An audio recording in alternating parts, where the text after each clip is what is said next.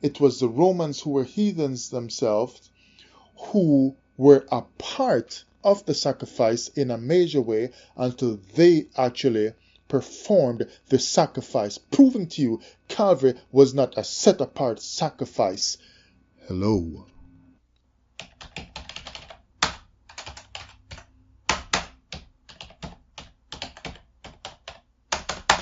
Today's date is December 9, 2017.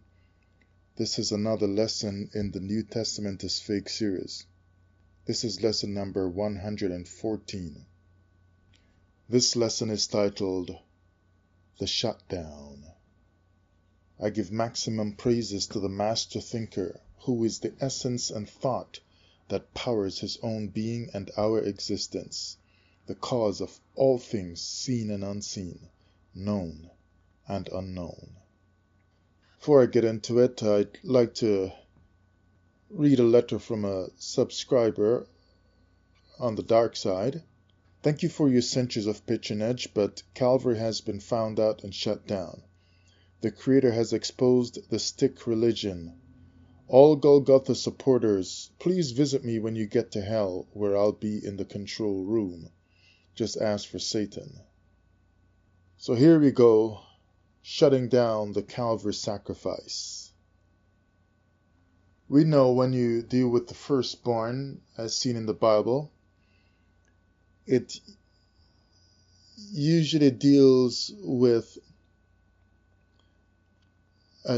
like a choice blessing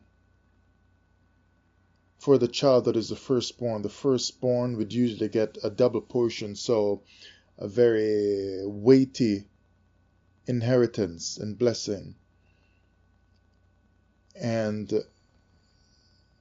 the weight of whatever the father was would be carried on, or expected to be carried on, by this firstborn. So in an important sense, the firstborn represented all that the father stood for, his legacy, and everything that he was known for would be kind of echoed and carried on into the future by this firstborn. It should then stand out to the mind that the firstborn should not actually die before they get the blessing, which would empower them to carry on based on the blessing given by the Father. When I think of this Calvary sacrifice, I can see that this Calvary Messiah actually dies before he inherits the throne. He actually dies before he gets the blessing of ruling over the kingdom of Israel that would be merged from the split kingdom of the north and the south. So why is this firstborn son dying? One, when the firstborn son should be living as long as possible, because the parent would usually be praying that the firstborn live as long as possible. That would be a blessing. But we find that this Messiah actually dies even before he is given rulership over the kingdom of Israel and over the earth. See, the reason why you taught us and why you continue to teach these things, that he is coming back, to rule, to reign, is because he did not rule when he was supposedly here before. So if he has to return in order to rule, because he did not rule when he was here before, that means he died too early. That's bad timing coming out of a divine plan. That does not sound like the same kind of creator whose divine plan went smoothly and made sense in Genesis chapter 1, where his divine plan showed him creating all things with a proper execution in a timely manner, that he even counted and named them day 1, day 2, day 3, and showed all that he did, and things went flawlessly. He didn't realize, oh my goodness, I put the leg of an alligator coming off the belly of a mosquito. That would be something coming out of a horror movie.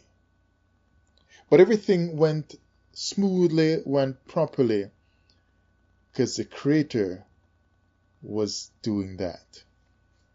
Now you can see from my common sense arguments and the scriptures I've quoted and the histories I've given over these dozens of videos on this topic of the New Testament being fake, that there is no real way that Calvary could appeal to the spiritually honest person.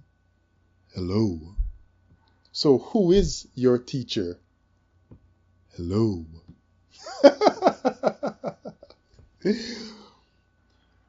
The firstborn in ancient Middle East cultures should not die before getting the blessing, as this Calvary Messiah did.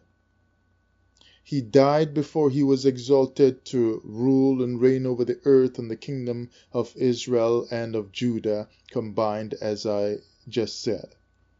We know that some kings in history have been recorded as having killed their sons. For whatever reason, maybe they didn't trust the son, or the son was too lazy, whatever, or for some smart political move, that they thought of, they killed the son, or whatever went wrong, they killed the son. May have at times ended the direct line from the father, or they just went on to have another child and so on. But obviously, that was a shocker to anyone who would see a king do that, because your son, especially a firstborn, you invested a lot of hope in that son. When the son didn't turn out properly, and it seemed like the son wasn't going to carry on the name or take over the kingdom and play his part and so on, they might sometimes get rid of the child. Death was what happened next. So we see, even in cases like that, that death of a firstborn son is a curse. But the Calvary Messiah ends up bleeding on Calvary, and we call it a blessing. Exodus 4 verse 22, because people are calling this 2,000-year-old Messiah the firstborn son of the Most High. But hear what the scriptures actually said, and Hebrews believed this before Romans came and wrote a New Testament after the kingdom of Israel was conquered and taken down. So that new book of the New Testament, it gets written when the kingdom of Israel was taken down and the prophets were long gone.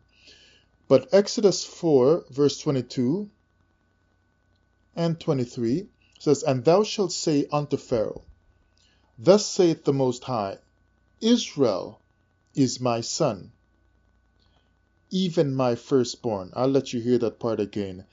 Israel is my son, even my firstborn. So when the New Testament comes and tells you that Jesus is the firstborn, based on comparison with what is written in the Torah, the New Testament is telling a religious lie.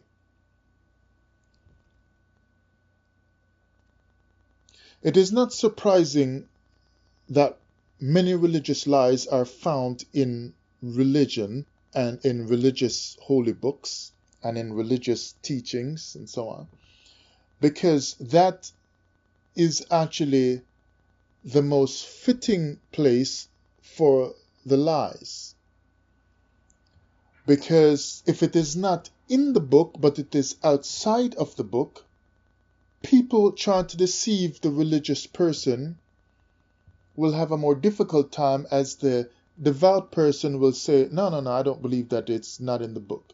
But if you can somehow get it in the book or close to the book by adding it at the back in a separate book placed in the same binding, you can tell the person, look, it's written. Check the book of Matthew, check the book of Mark, Luke, John, or the book of Romans and so on. You can tell them it is written, because when things are written, it seems authoritative and many will believe it is the truth. Verse 23 goes on to say, and I say unto thee, let my son go.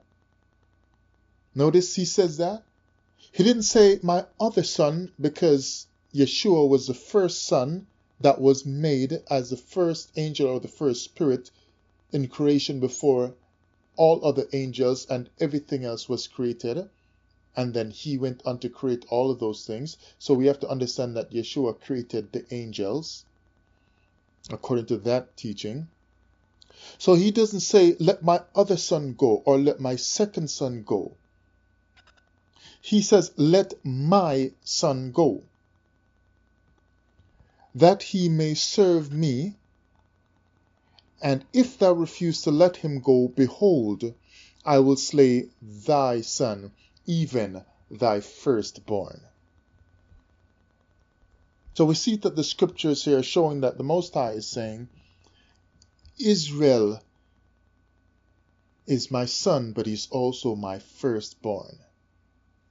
Even though the New Testament tells you otherwise. Now, if you read Deuteronomy 4, verse 22, it will tell you that the Most High says not to change anything that he was commanding. Hear what it says. I shall read verse 1 and 2 from Deuteronomy 4. Now therefore hearken, O Israel, unto the statutes and unto the judgments which I teach you, for to do them, that ye may live. Note that. And go in and possess the land which the Most High your power of your fathers giveth you. Ye shall not add unto the word, so no New Testament should come later, which I command you, neither shall ye diminish aught from it, that ye may keep the commandments of the Most High your power, which I command you. So don't add new stuff, and don't diminish things like the Most High saying that Israel is his firstborn. Don't diminish it with other stuff that you write and with teachings that play down what he said, that Israel is his firstborn. And why was he telling them not to change stuff? It's like in verse 1, he says, that ye may live. So in other words, to go and change the stuff and teach different things would bring death, spiritually and eventually physically. Before the Most High, you would be cut off and not receive his blessings. But let's hear what the New Testament says, the Roman Testament. Look at Romans 8 verse 29. Because they're trying to let us think that this Yeshua is the firstborn and not Israel, like the Most High says. For whom he did foreknow, he also did predestinate to be conformed to the image of his Son, that he might be the firstborn among many brethren. And they use verses like this for years to teach us that Christ is the firstborn. But the scriptures had already told us in Exodus 4:22 that Israel is the firstborn of the Most High. Look at this in Micah chapter 6 verse 7. Will the Most High be pleased with thousands of rams, or with 10,000s of rivers of oil? Shall I give my firstborn for my transgression, the fruit of my body for the sin of my soul? He's letting you know here that this is some strange kind of thinking. So he is thinking that no, it doesn't really work that way. Giving his firstborn for his sin. But the Most High is going to give his so-called firstborn, Yeshua, to die for your sin. And the prophet here is saying that's bad thinking and that's bad theology.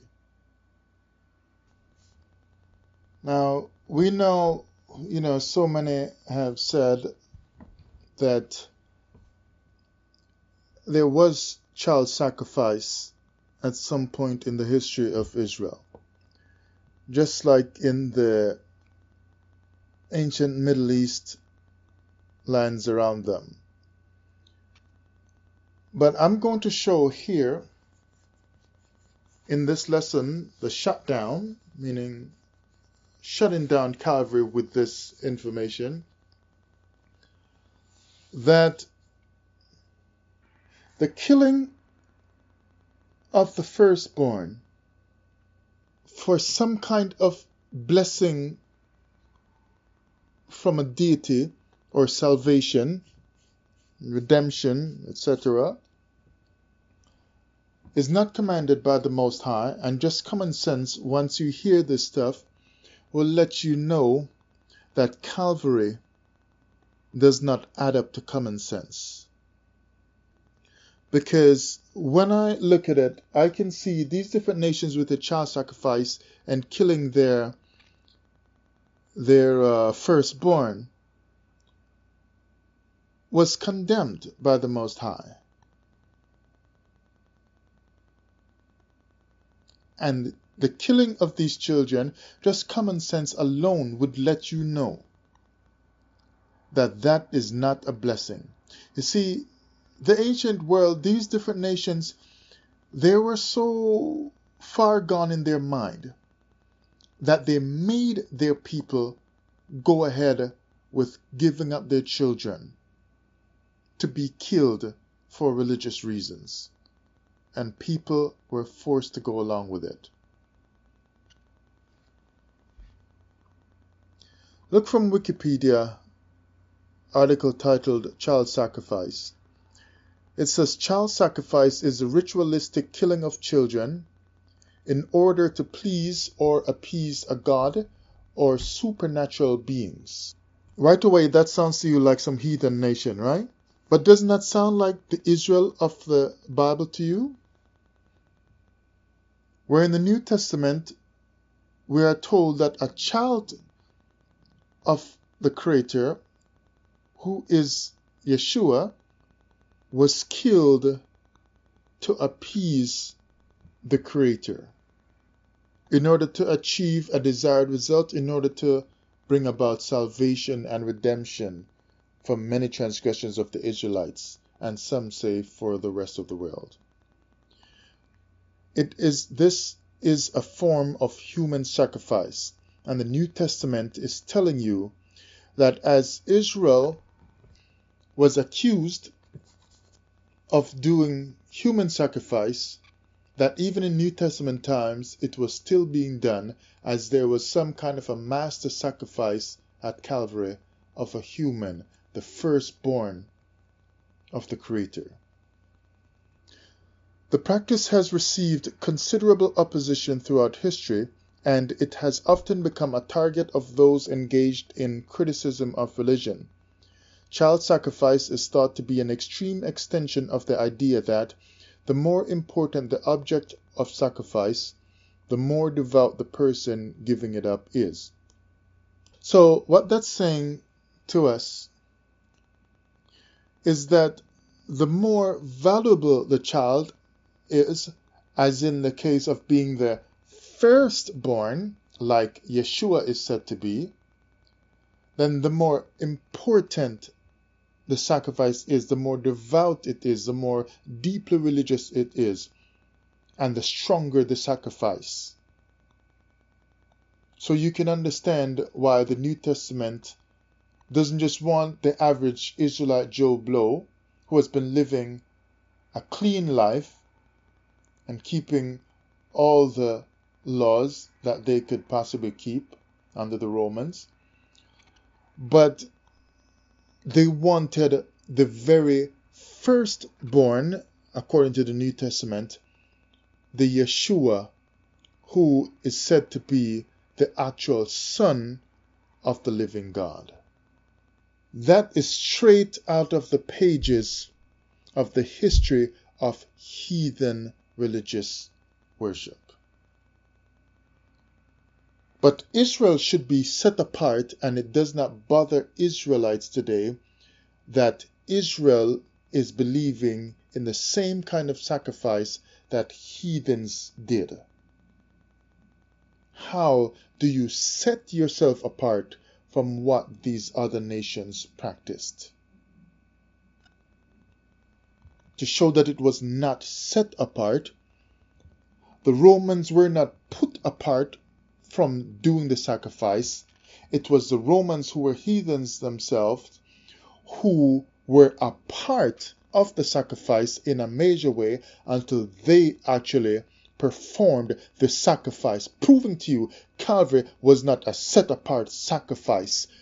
Hello. The shutdown of Calvary. Now they're listing out here pre-Columbian cultures, and they're going to give other groups of people who did these kind of child sacrifices that included, of course, firstborns. Because as was said before, the more important the sacrifice, the bigger and more powerful the offering was. So in the Aztec culture, they say, archaeologists have found remains of 42 children. It is alleged that these remains were sacrificed to, how do you say this? Tlaloc, and a few to Ehecatl or Ehecati, I don't know these words. Quetzalcoatl, and the other one that's very long as well to pronounce, in the offerings of the Great Pyramid of whatever he was or that was. You read them yourself, by the Aztecs of pre-Columbian Mexico. Human sacrifice was an everyday activity in that place again, and children were not exempt. They in particular were offered to that particular god of rain. Inca culture. They also sacrificed children in a ritual called by whatever long name again that is. You can read the article from Wikipedia titled Child Sacrifice, but at least I'll just mention enough here that the Inca culture did these kinds of sacrifices as well. Now, these aren't set apart sacrifices by the Most High. They go on to say their frozen corpses have been discovered here in the South American mountaintops. The first of these corpses, a female child who had died from a blow to the skull, was discovered in 1995 by Joan Reinhard. Now, and there was also some found that included strangulation, intoxicating drinks and so on to let the sacrifice lose consciousness, or the children lose consciousness in extreme cold and low oxygen conditions, blah, blah, blah, whatever. So, look at this now. Because the Most High, according to my understanding now of reading the Torah, these days I'm understanding that the Most High did not ask anyone for any kind of human sacrifices or animal sacrifices, but the Israelite has been taught to think in a wrong way that animal sacrifice for sin, even if you're just rolling it back and not actually forgiving it, which is something that doesn't make sense to me, the animal sacrifice is okay because it was done in a kosher way by the priests. So as well, they are taught erroneously, or would say, if they're asked, if they're really pushed, that the child sacrifice that they were doing was better than the heathen nations, because like in this case, in the Inca culture, it was found corpses that were hit in the head, smashed, that the skull was broken or cracked. So that's the way they killed the child to do the sacrifice. So the Israelite would be taught that their sacrifice is more kosher of the child because we didn't bash the child in the skull and crack their skull, because that seems so cruel. But they were probably cleanly slit along the throat or something like that. You see how they get us to think that it is all right to do these sacrifices? If you just change it a little bit and think of it being done slightly different, because you are an Israelite, so you do things slightly different to show your difference from the other nations, then all of a sudden the same evil becomes righteous to you when it is the same evil thing that the Torah condemns. In the Maya culture, they believed that supernatural beings had power over their lives, and this is one reason that child sacrifice occurred. It occurred to satisfy supernatural beings. In the Moke culture of northern Peru, they practiced mass sacrifices of men and boys. Tomoto Kuika culture, they offered human sacrifices even until colonial times. Children were sacrificed. Now in the Tanakh, the Hebrew Bible dealing with the ancient Near East, references in the Tanakh pointed to an awareness of human sacrifice in the history of ancient Near Eastern practice. The king of Moab gives his firstborn son and heir as a whole burnt offering, as used in the temple sacrifice. In the book of the prophet Micah, the question is asked, which I just read earlier from Micah 6 verse 7 and 8, shall I give my firstborn for my sin, the fruit of my body for the sin of my soul? And responded to in the phrase, he has shown all you people what is good. And what does Yahweh require of you? To act justly and to love mercy and to walk humbly with your God. So the Israelite does not want to have justice and mercy with each other and to walk humbly with their God. They want to go and steal from whoever they want to, do all kinds of unjust things, sleep with their neighbor as a spouse when their neighbor is gone to work or whatever, do all kinds of, terrible things.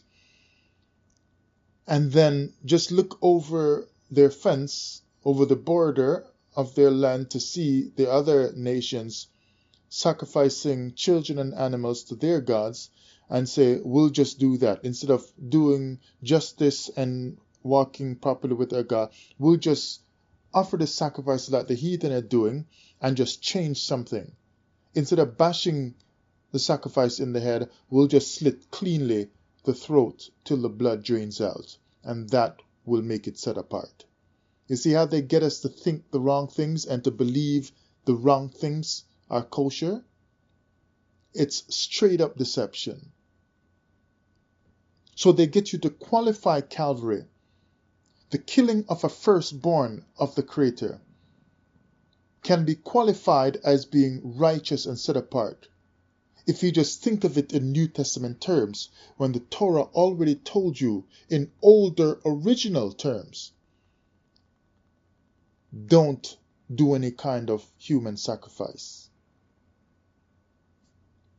So the Tanakh also implies that the Ammonites offered child sacrifices to Moloch. Ban in Leviticus chapter 18 verse 21.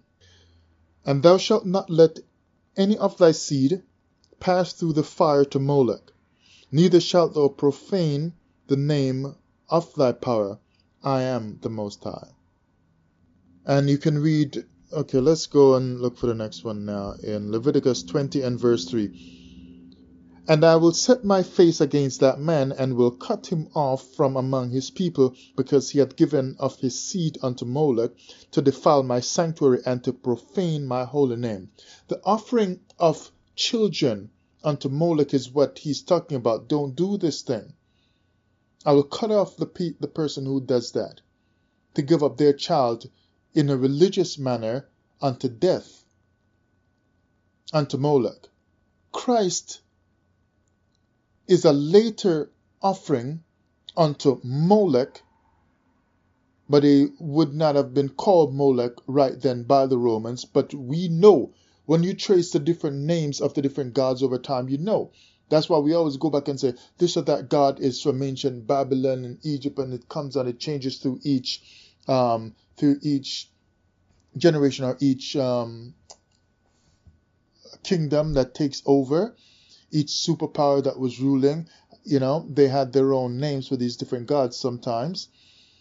And if you look at Semiramis, the different names that she goes under all up until she's called Mary later on. So we can see that this sacrifice of the Israelite was still going on at Calvary unto Moloch. But instead they say that the sacrifice is unto Yahweh, to trick the Israelite, that the Most High is for this human sacrifice on Calvary when he was against human sacrifice. So if Micah is saying, look, I can give my firstborn for my sin, how can the Most High then say, I'm going to give my firstborn for your sin? It doesn't add up. The Tanakh denounces human sacrifice as barbaric customs of Baal worshippers. For example, in Psalm 106, verse 37. Let's look at that. Yea, they sacrifice their sons and their daughters unto devils. Now, when you see scriptures like that, you know that it is cursing and putting down all religious sacrifices of children. Because you can't read a verse like that after hearing the other verses that I read and think that Israel would do it in a set apart way if they were offering their sons and daughters not unto idols but unto the Most High. Does that make sense to anyone? But the Most High is going to offer his son as a sacrifice for sin. It's telling you that Calvary was a sacrifice unto devils. It's a Moloch sacrifice, Baal sacrifice. Deuteronomy chapter 12, verse 30 to 31. Take heed to thyself that thou be not snared by following them. In other words, he's saying, doing it like they do it. Don't do the stuff that they do. You remember I told you about looking over the border, your fence by the border of Israel, to looking over into the land of the heathen and seeing their customs and saying, we'll do it, but because we're Israel and we have to be set apart, we'll just do it slightly different. We'll change one or two things. He's saying, take heed that thou be not snared by following them. After that they be destroyed from before thee, and that thou inquire not after their gods. In other words, after their religious practices, their religious rituals, saying, how did these nations serve their gods? Even so will I do likewise. Calvary was likewise, according to the abominations of human sacrifices done unto gods like Moloch. The shutdown of Calvary. Have you ever wondered why some teachers teach things that are so clear when they are shown and they still continue teaching the same old stuff? Not talking about things that are hard to understand. Like, it doesn't matter what kind of explanation and math problems you work out for Daniel's 69th and 70th week and so on.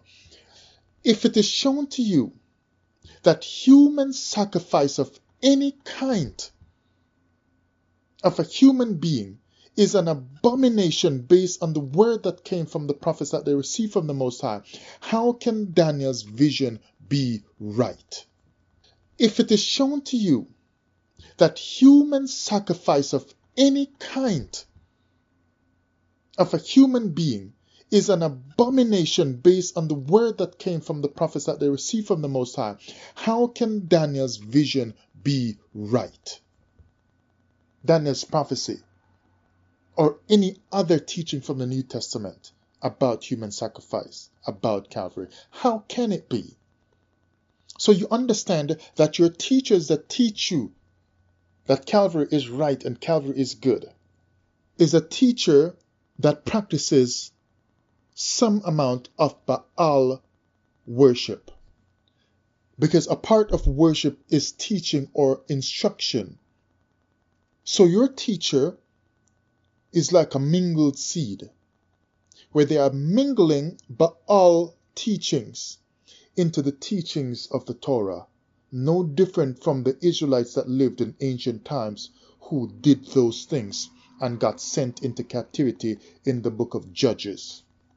No different from the Israelites that lived in ancient times who did those things and got sent into captivity in the book of Judges. You've got a book of Judges teacher teaching you about Calvary, that you should love the Lord Jesus. That teacher fits smack dab in the book of Judges when they went into many captivities. So he's saying don't do likewise like they do. But instead, as I read before in Leviticus 18, 21 and 20 in verse 3 and so on, and Micah chapter 6, verse 7 and 8, that they shouldn't do these things, but instead they should do justly and walk humbly with their God and do righteousness, things like that. That's what they should have been doing. And then they would have been set apart, because that would not be likewise, as in the case of the likewise in Deuteronomy 12:30, because the other nations were not doing justice and walking humbly with the Most High. So that would have been the set apart thing that Israel was known for and should do, because the other nations were not doing justice and walking humbly with the Most High. So that would have been the set apart thing that Israel was known for and should do, because the other nations were not doing justice and walking humbly with the Most High. So that would have been the set apart thing that Israel was known for and should do, because as long as they're doing that, they would not be doing likewise as the nations, because the nations were not walking humbly with the Most High. Can you get the understanding now? That the path Israel should take does not include any kind of sacrifice, no kind of animal, human, child, or flesh sacrifice. None. Can you get the understanding now? That the path Israel should take does not include any kind of sacrifice, no kind of animal, human, child, or flesh sacrifice. None. Can you get the understanding now? That the path Israel should take does not include any kind of sacrifice, no kind of animal, human, child, or flesh sacrifice. None. The set apart path is to walk humbly with the Most High and do justice with each other, be fair with each other, and keep the commandments and so on, which do not include anything you see in the Torah about offering any kind of flesh of animals or human beings for sacrifice. That is the true Torah, because the true Torah is embedded within the public Torah or the given Torah. We have been tricked. Deuteronomy 12:31, thou shalt not do so, meaning do likewise like these nations. Thou shalt not do so unto the Most High thy power, for every abomination to the Most High, which he hateth, have they done unto their gods, for even their sons and their daughters they have burnt in the fire to their gods. So you see how I said that Israel would just look over the fence of the border of their land into the whatever. Of course, I'm just trying to be poetic or story-like with it by saying they're looking over the fence. But basically, they're learning and watching the other nations, learning from them, and doing it like them, but doing it just slightly different. Like I said, change a thing or two. And that's what he's saying here. Have they done unto their sons and daughters, and have burnt them in fire to their gods? Now we know Israel, apparently from what they found, were burning their children in Tophet, like that was like a pit. I understand, where they were burning their children. So now he's telling you here that the other nations burnt their sons and their daughters, even their firstborn, unto their gods. But Israel did it a little different. They would burn him too, but with the one at Calvary, they didn't bother to burn him. They did it a little different, so you can't tell that it is the same Molech sacrifice that Israel was involved in earlier, and that they learned from the other nations. Go back and reread the scriptures, and I hope you find one verse that says, "Thou shalt think." If you find it, let me know.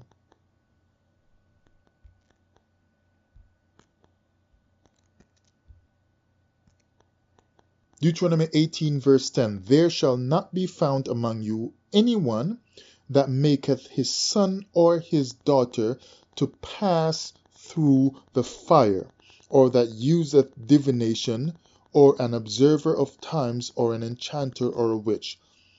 In other words, for that first part, don't be offering your children up as sacrifices. Okay, now the article, if you want to, you can read the rest of it. It's talking about the binding of Isaac, and they get into that. Phoenicia and Carthage. Neighbors criticized Carthage for their child sacrifice practices. Plutarch, circa 46 to 120 AD.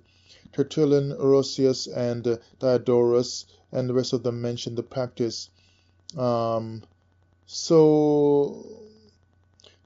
Canaanites, ancestors of Carthage, Canaanites were also mentioned performing child sacrifices in the Hebrew Bible, and by some Israelites as well, at a place called Tophet, known as the roasting place, because they were burning the children in Israel, like in Jerusalem and all. So Israelites were doing this, which was forbidden in the scriptures. So you see now Carthage, Phoenicians, and so on. So they're adding more of these ancient nations that were doing these kinds of human sacrifices and their children and so on. And like I said, the firstborn children. Now, when you think of the firstborn, I don't want to read any more of it. When you think of the firstborn, okay, wait, they're mentioning more pre-modern Europe, South Africa, Uganda with the child sacrifice and so on. A lot of places, it seems, right? Like this was widespread stuff.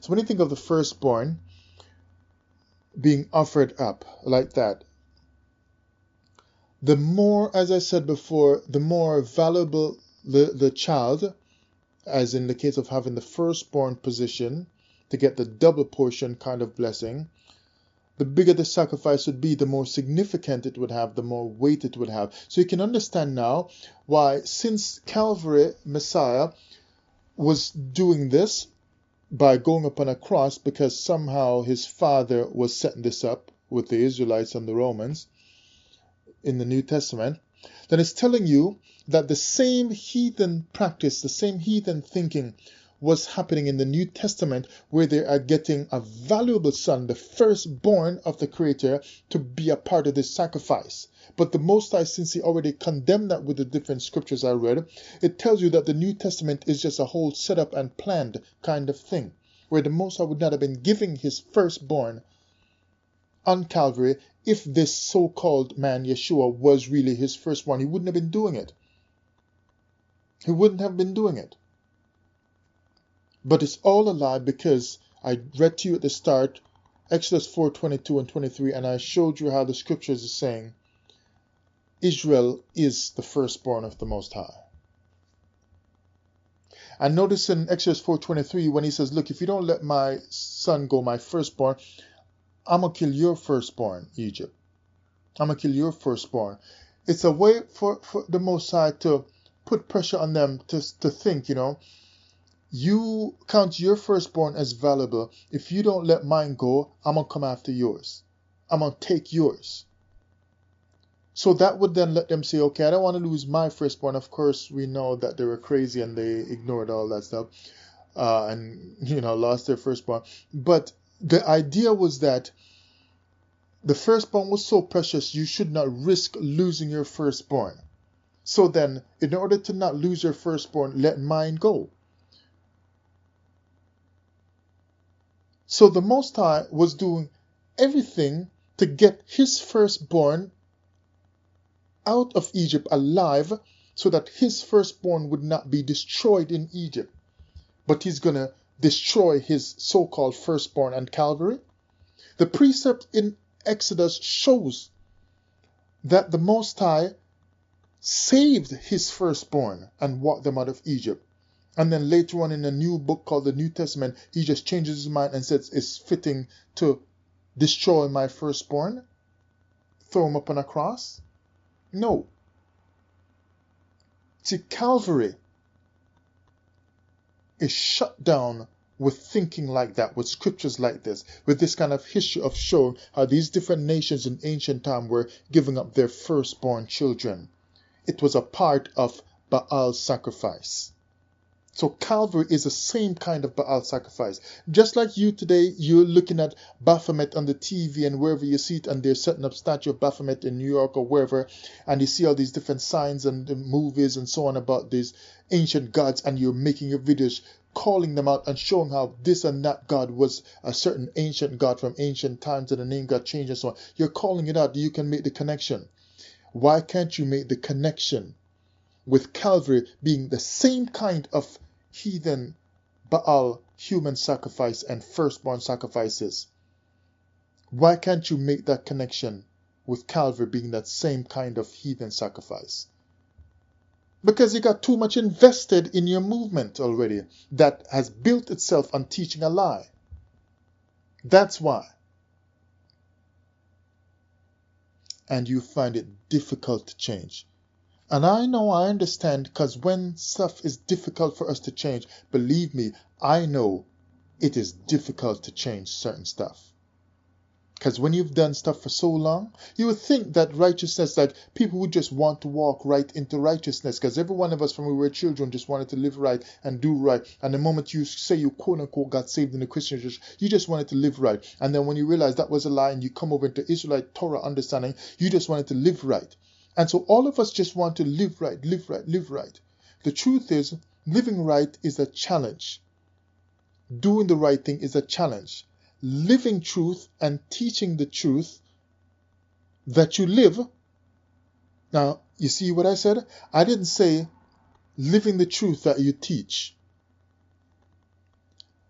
I say teaching the truth that you already live.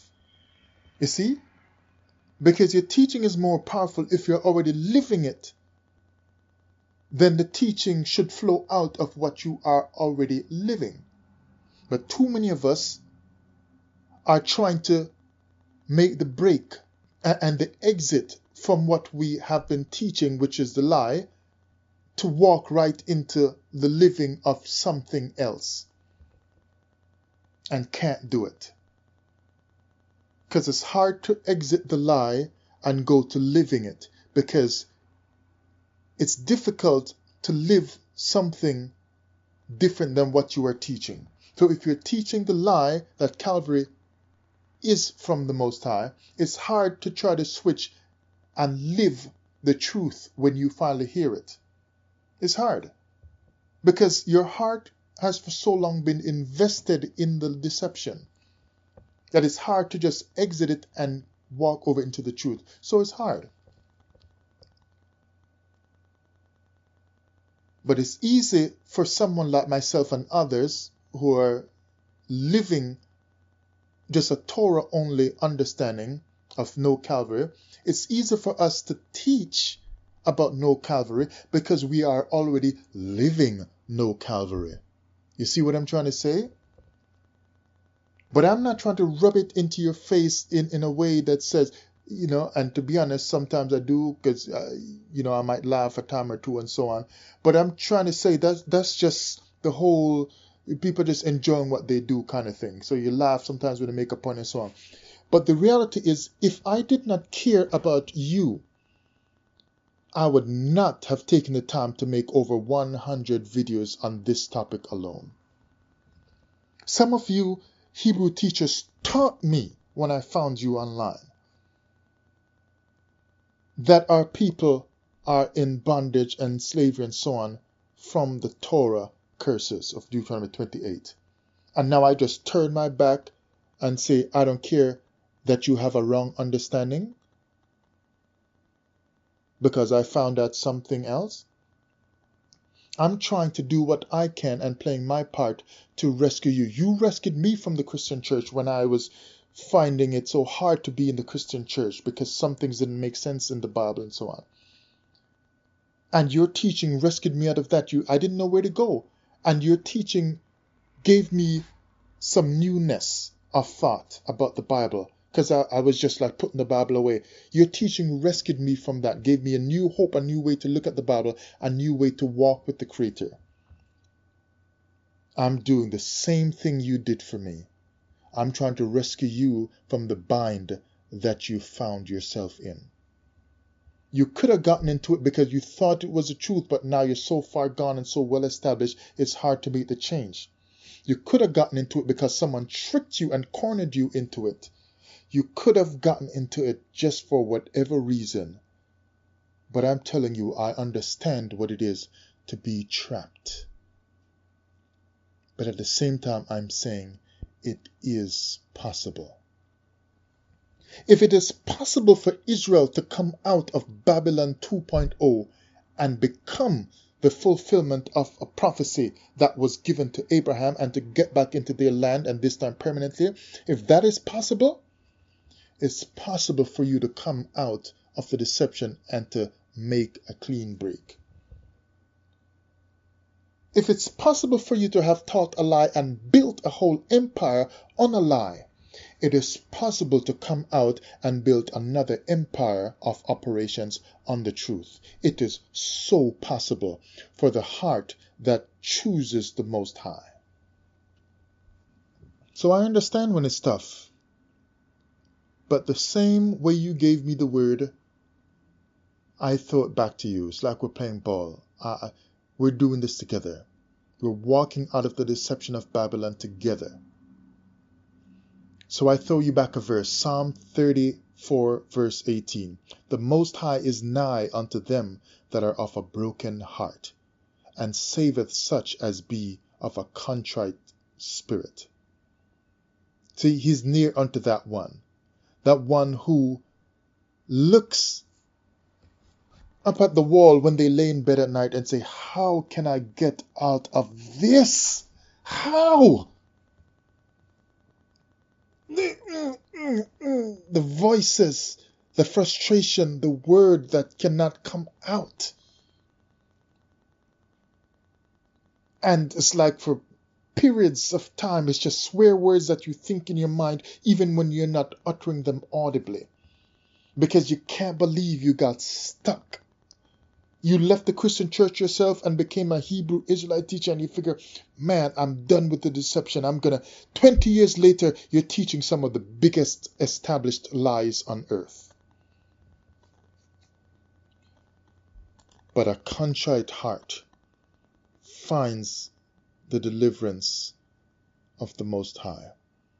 The problem with some of us is we are not broken yet.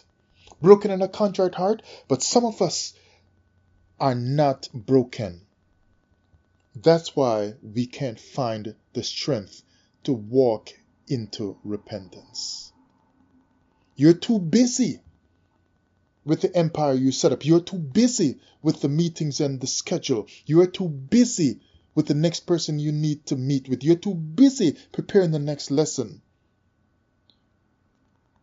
And you are too busy to find a broken and a contrite heart in the flesh of your own body. You are too busy for truth to get a hold of you. You are too busy spreading truth, other truth, but not the ones that should really take a hold of your own heart. Psalm 51 verse 17, and I close the shutdown of Calvary. It says the sacrifices of the Most High. So if we think of sacrifice just loosely as the stuff we just give to God, like we're giving up the animal to be sacrificed, then what you give to God are of a broken spirit. In other words, of a repentant spirit. So it says the sacrifices of God are a broken spirit, a broken and contrite heart, O Most High, thou wilt not despise. The broken one is the one that says, I can't do this any longer. I don't want to do this any longer. And you pray to the Most High with words that fall short of full expression. Because it's like only inside of you can the Most High just find the real fullness of what you partially said.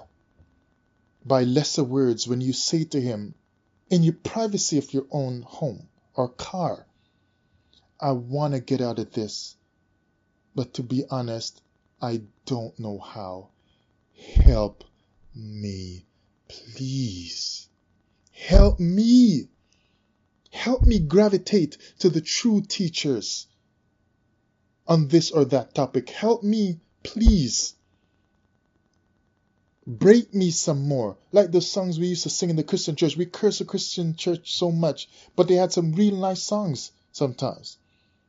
They sung songs like, mold me, make me, feel me, however it went. I can't remember it now. We've lost some of those songs because we love the law of the Most High so much more. When we can't see that some of those songs are really telling us to embrace the law in full truth from a broken heart. You'd better start to pray some newer prayers, some stronger prayers, some more sincere and honest prayers. And never say the Most High never sent people to help you the same way you helped the rest of us. Are you going to really watch judgment come in the end, whether it's in our lifetime or the next, with our children after us? And watch and know and even go to your last day on earth, going down to the grave, closing your eyes and envisioning in your mind